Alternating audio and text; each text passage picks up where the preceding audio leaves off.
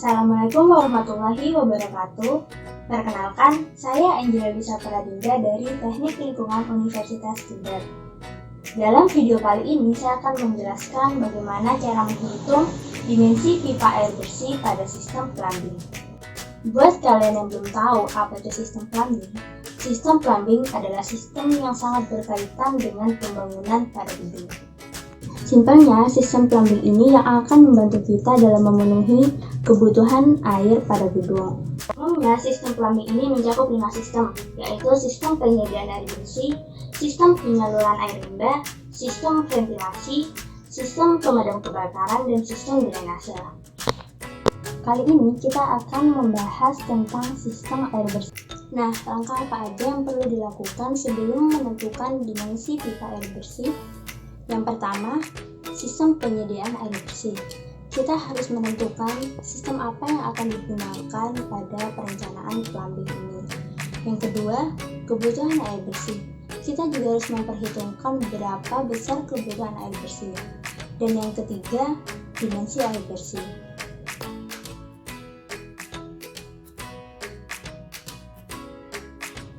Faktor apa aja yang akan menentukan dari ukuran pipa air bersih? Yang pertama yaitu kebutuhan air. Besarnya kebutuhan air ini akan menentukan besarnya ukuran pipa yang akan digunakan. Yang kedua yaitu pipa yang tersedia di pasaran.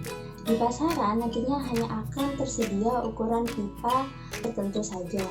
Yang ketiga, ukuran pipa minimum. Seperti yang kita tahu, pada sistem plumbing ini akan terpasang beberapa alat plumbing, sehingga ukuran pipa minimum pada setiap alat plumbingnya juga akan berbeda. Dan yang keempat ialah kerugian geser. Aliran air dalam pipa akan terjadi gesekan antara aliran air dan permukaan dalam pipa, sehingga hal ini akan mempengaruhi kehilangan energi pada aliran tersebut. Perhitungan dimensi air pipa ini terdapat dua, yaitu berdasarkan kerugian geser dan juga berdasarkan nilai ekuivalen.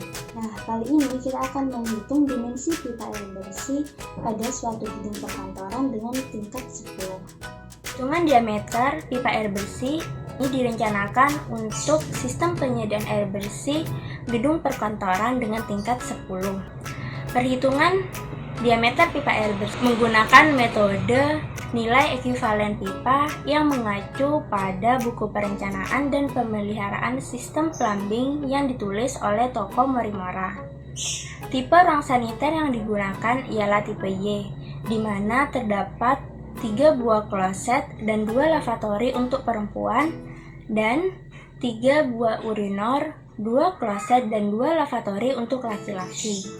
Sistem ruang saniter ini akan terbagi menjadi 3 sistem untuk pendistribusian air bersih.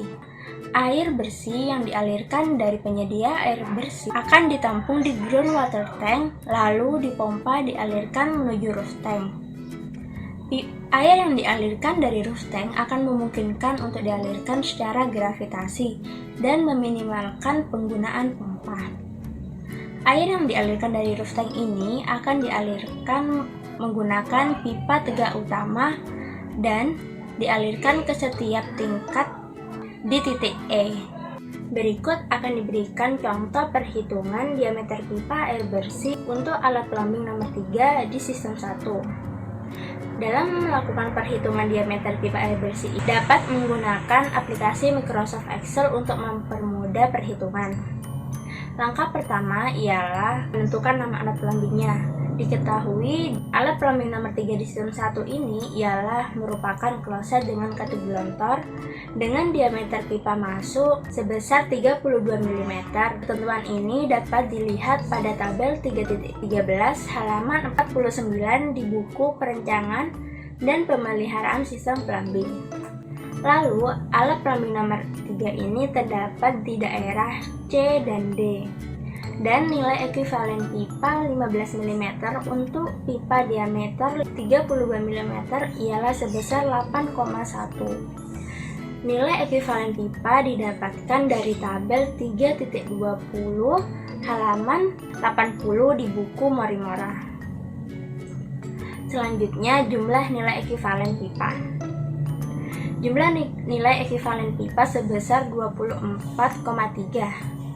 Hal ini didapatkan dari kloset yang dihitung merupakan alat pelambing nomor 3 pada sistem, sehingga nilai ekuivalennya yang sebelumnya juga diperhitungkan, yakni dari alat pelambing nomor 1, 2, dan 3. Lalu yaitu faktor pemakaian. Di alat pelambing nomor 3 ini ialah kloset, sehingga faktor pemakaiannya ialah 50%. Lalu nilai ekuivalen. Nilai ekuivalen yang baru ini ialah jumlah nilai ekuivalen yang telah dihitung sebelumnya lalu dikalikan dengan faktor pemakaiannya, yakni sebesar 12,15. Selanjutnya diameter pipa. Diameter pipa sesungguhnya ialah diameter pipa yang ditentukan dari perkalian jumlah nilai ekuivalen dan faktor pemakaian dari sebelumnya. Diketahui di sini ialah nilai ekuivalennya 12,15 sehingga diameter pipa yang digunakan 40 mm. Selanjutnya yaitu menghitung laju aliran alat pelambing. Laju aliran untuk satu alat pelambing kloset yakni sebesar 110 liter per menit. Nilai ini didapat dari tabel 3.13. Jumlah laju aliran dijumlahkan dengan alat pelambing sebelumnya, sehingga total jumlah laju aliran pada sistem 1 ialah sebesar 330 liter per menit. Lalu menghitung debit. Debit pada aliran C dan D ini didapatkan dari mengkonversi laju aliran liter per menit menjadi meter kubik per detik. Sehingga debit pada kloset alat pelambing nomor 3 ini ialah sebesar 0,0055 meter kubik per detik. Lalu yang selanjutnya yaitu kecepatan. Kecepatan dihitung untuk melihat apakah kecepatan dalam pipa ini akan memenuhi syarat yang ditentukan. Kecepatan pada daerah C dan D sebesar 2,80719 meter per detik. Perhitungan kecepatan menggunakan rumus debit dibagi luas penampangnya dengan diameter sebesar 0,04 meter, sehingga didapatkan kecepatan pada pipa alat pelambing nomor 3 ini sebesar 4,37 meter per detik. Seperti yang kita tahu bahwa kecepatan maksimum pada pipa sebesar 2 meter per detik. Tentu hal ini akan mempengaruhi laju aliran. Oleh karenanya, kecepatan harus diperkecil dengan cara memperbesar diameter pipa, sehingga diameter pipa yang digunakan akan diubah menjadi yang lebih besar, menjadi 65 mm. Lalu dilakukan cek kecepatan kembali untuk memastikan bahwa kecepatan tidak melebihi syarat yang ditentukan. Lalu setelah dipastikan bahwa kecepatan tidak melebihi 2 meter per sekon, maka diameter pipa yang digunakan ialah sebesar 65 mm. Nah, jadi seperti itu cara menghitung diameter pipa berdasarkan nilai ekuivalen. Gimana? Seru kan? Buat kalian yang masih belum mengerti tentang penjelasan sebelumnya, kalian bisa tanyakan di bawah kolom komentar ini.